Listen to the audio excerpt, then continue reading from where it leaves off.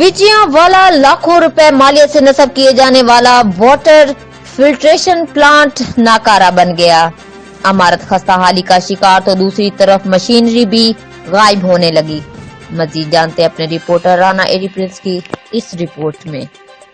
जिला खानेवाल की आखिरी दूध अड्डा विजयवाला में 10-12 साल कबल लाखों रुपए मालियत से नस्ब किए जाने वाला वाटर फिल्ट्रेशन प्लांट नकारा बन गया। इमारत खस्ता हाली का शिकार तो दूसरी तरफ मशीनरी भी गायब होने लगी। विजयवाला के मकीन साफ पानी न मिलने पर जेरे जमीन कड़वा पानी पीने से मजबूर हो चुके।